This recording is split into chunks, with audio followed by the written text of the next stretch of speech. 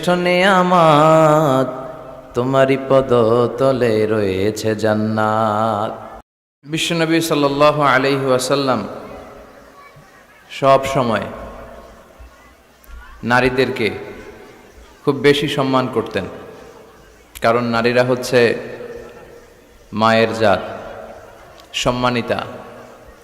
আর বিশ্বনবী বলেছেন, আল জান্নাতু তাহতা আকদামি উম্মাহাতিকুম, তোমাদের মায়ের পদতলেই তোমাদের জান্নাত।